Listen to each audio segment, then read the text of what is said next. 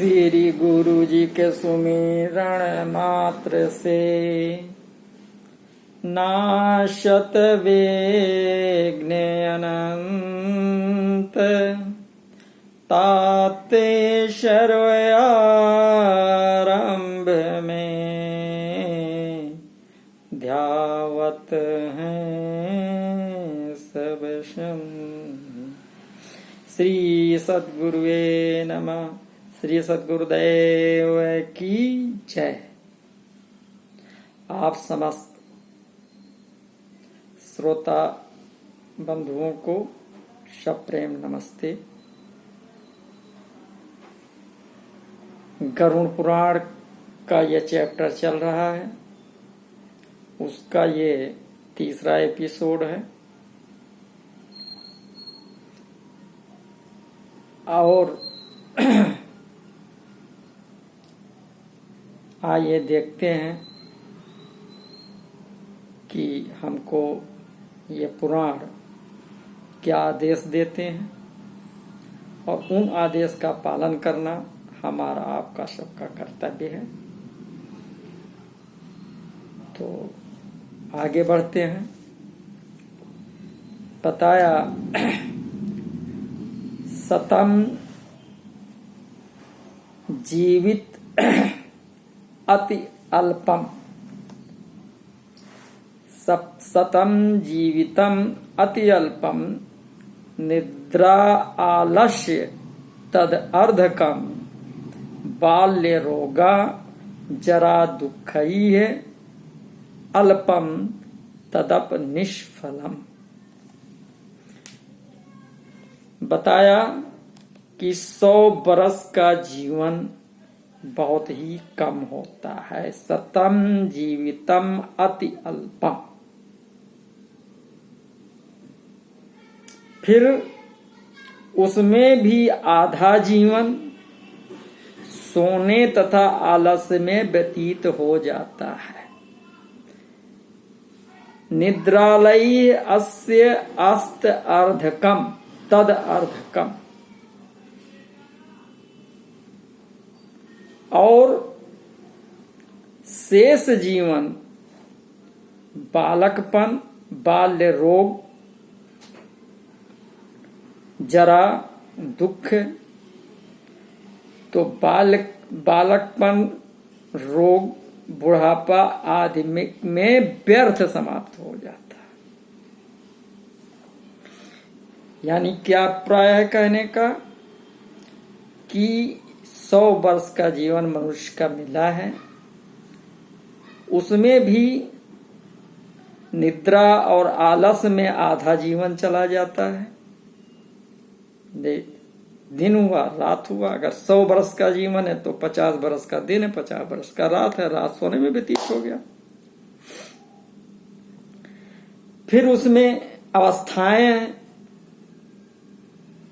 तो 15 वर्ष, 20 वर्ष, 25 वर्ष, ये समझिए बाल्यावस्था में चला जाता है। पढ़ाई में 25 वर्ष तक। फिर इसके बाद में रोग आ गया, दुख आ गया, बुढ़ापा आ गई।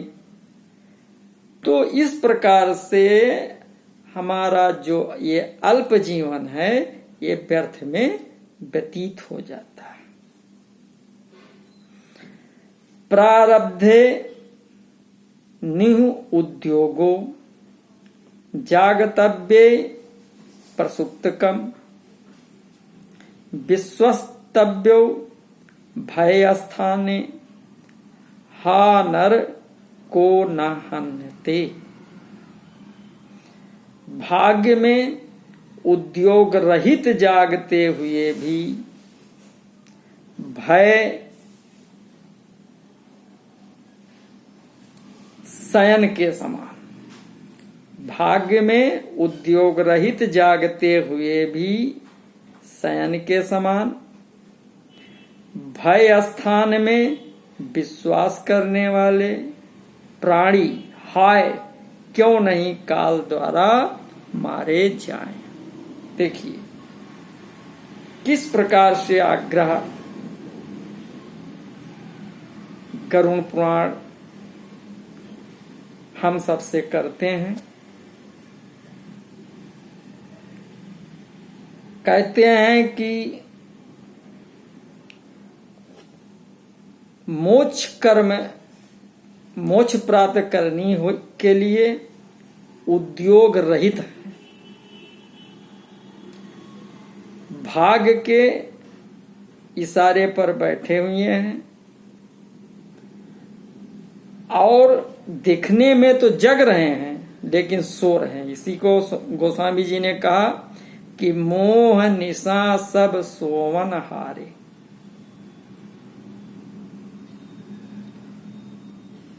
जहां पे भय करना चाहिए वहां पर हम विश्वास कर रहे हैं। हम कह रहे हैं कि जो मिला है उसी में मस्त हैं। तो कह रहे हैं जब ऐसे अमूल्य समय को, जीवन को मनुष्य व्यतीत कर देता है तो वो काल द्वारा कैसे ना मारा जाए, यानी काल अपने समय पे उसे तो समाप्त कर ही देगा। इसलिए कम समय में ही, जब भी समय मिल जाए, तुरंत मोक्ष प्राप्ति का उद्योग करना चाहिए। तोय फेन समय देहे जीवनो काम्य संस्थिता अनित्य प्रिय संवासे कथम तिष्ठत निर्भया। तोय फेन सम देहे, तो यानी जल, तो जल की बूंद की तरह शरीर में जीवेन अकम्प्य संस्थिते, जीव को दबाकर अनित्य प्रिय सनवासे, अस्थिर प्रिय के श्वास में कहीं कथम तिष्ठत निर्भया, कहीं स्थित रह सकता है। क्या बताया कि मानव जीवन जो ये शरीर मिला हुआ है ये जल के बूंद के समान है और ऐसे जल के बूंद के समान जीव को इस अस्थिर शरीर में डाल करके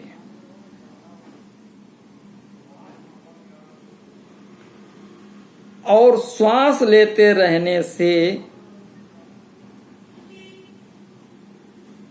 कहां पर स्थिरता रह जाती है, यानी स्थिर नहीं होगा। अतः इस स्थिति को पहचानते हुए हमें तुरंत मोक्ष प्राप्ति के प्रति उद्वेलित हो जाना चाहिए। अहिते हित संज्ञा स्याद ध्रुवे ध्रुव संज्ञिका अनर्थे च अर्थ विज्ञानम स्वम अर्थम यो नवेत्तिशः। अहित करने वाले को अपना हितैषी माने, जो अधुर को अटल माने, यानी जो अटल नहीं है अध्रुव है उसको अटल माने, अनर्थ में अपनी अभीष्टि सिद्धि मानने वाले व्यक्ति मुक्तिदायक आत्मज्ञान नहीं जानते हैं। क्या साफ साफ बताया। कबीर साहिब जी ने इस पर कहा, जिन रक्षक तिन जानत नाही, जो भक्षक ताको ध्यान लगाई। उसी पर गरुड़ पुराण का ये श्लोक है जिसमें स्पष्ट बताया गया है कि जो अहित करने वाले हैं, आपको जो सदैव आपका हित नहीं चाहते आत्म कल्याण हेतु, और उनको हमने हितैषी मान लिया है, जो आध्रुव है, यानी जो सत्य नहीं है, यानी संपूर्ण संसार असत्य है, उसको हमने अटल मान लिया कि वो रहेगा, सत्य है। ये शरीर अटल है, सत्य है, इसको मान लिया, जबकि वो आध्रुव है। न शरीर जो है सत्य है और न संसार सत्य है। तो जो इसी में अपनी पूरी योग्यता सिद्धि मान रहा है, तो कहते हैं, इस श्लोक से आदेशित कर रहे हैं कि ऐसे व्यक्ति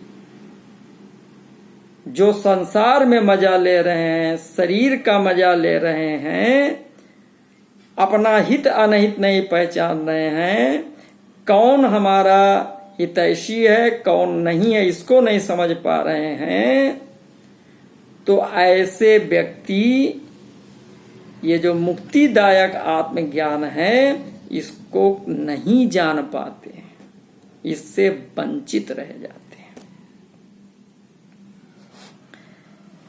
फिर क्या बताया? पश्यन् अपि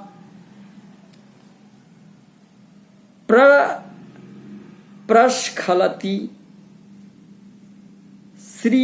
श्रण्वन्नपि न बुद्धयति पठन् अपि न जानाति देव माया विमोहिता। क्या बताया? कि वे देव माया विमोहिता, वे देव माया के फंदे में अपने को फंसा देखकर भी ठोकरे खाते हैं, सुनकर भी नहीं समझते,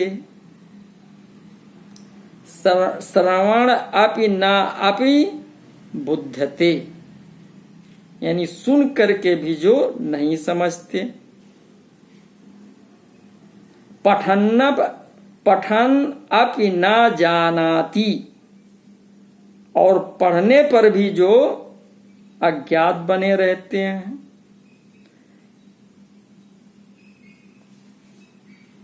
पश्यन्नप अपि प्रस्खलति,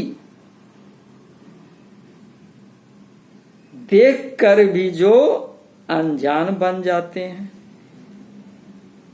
तो ऐसे लोगों के लिए क्या बताया?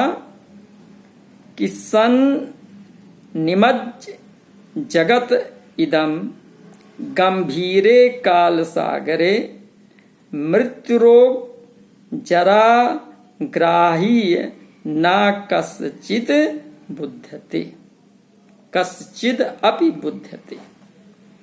ये कोई नहीं समझता कि मैं काल रूपी यथा संसार में मग्न हूं, जिसमें मृत्यु, रोग, बुढ़ापा आदि व्याप्त हैं।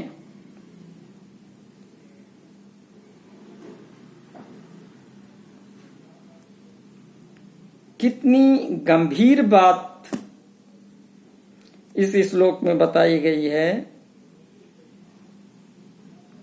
कि हम संसार में किस तरीके से मस्त हैं और मृत्यु, रोग, बुढ़ापा को एक दरकिनार कर देते हैं, इसका आशय नहीं समझ पाते।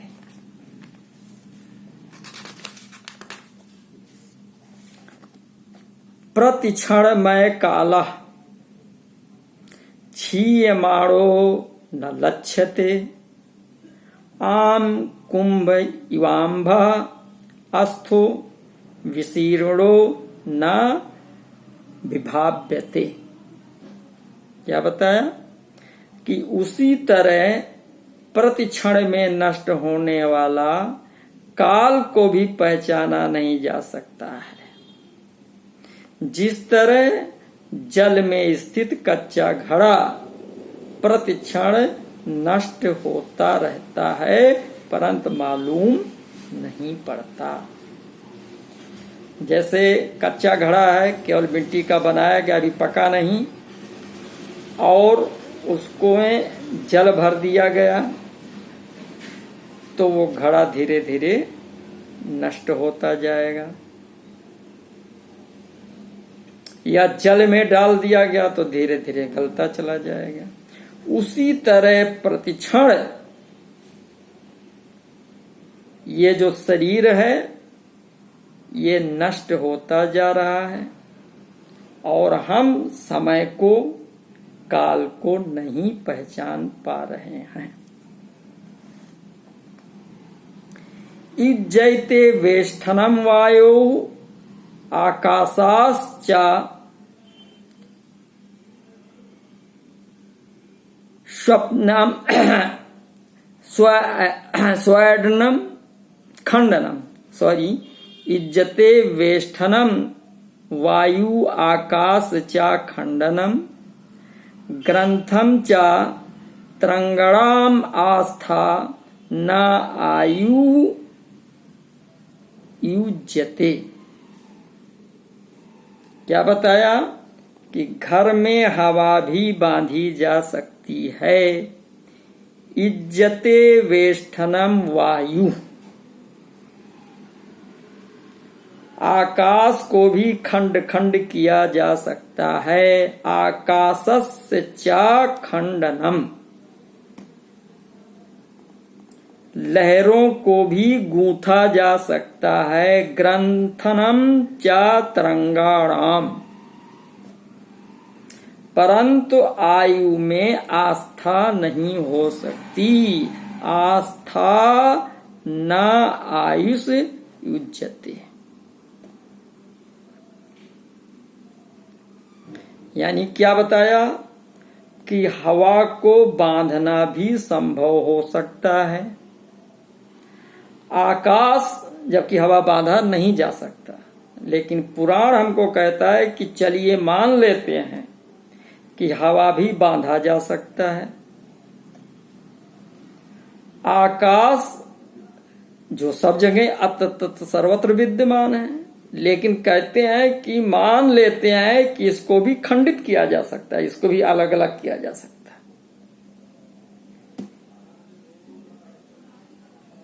जो समुद्र की लहरें हैं इसको कभी गिना नहीं जा सकता, गूंथ करके माला नहीं बनाया जा सकता, लेकिन कहते हैं मान लेते हैं कि लहरों को भी गूंथा जा सकता है। परंतु आयु में आस्था नहीं हो सकती, लेकिन आयु स्थिर नहीं रह सकती, क्षण प्रतिक्षण ये व्यतीत होती जा रही है। पृथ्वी दह्यते एन मेरुश्चा अपि विशीर्यते शुष्यते सागर जलम शरीरस्य चा का कथा। जिस काल के द्वारा पृथ्वी जल जाती है, मेरु चा अप विशीर्यते, और मेरु पर्वत भी चूर चूर हो जाते हैं। शुष्यते सागरम जलम, सागर का पानी भी सूख जाता है। शरीरस्य चा का कथा, उस काल से मनुष्य शरीर की रक्षा क्या कहा जा सकता है। यानी समय आने पर पृथ्वी दह्यतेन, पृथ्वी भी जल जाती है, नष्ट हो जाती है। सुमेरु पर्वत भी चूर चूर हो जाते हैं, सागर के जल भी सूख जाते हैं। तो इस शरीर को क्या कहा जा सकता है? ये शरीर तो वैसे ही क्षणभंगुर है। अपत्य में कलत्रम में, धनम में बांधवाश्व में, जलपंतम इति मति अजम हंति काल वृको बलात्। क्या बताया कि मेरा पुत्र,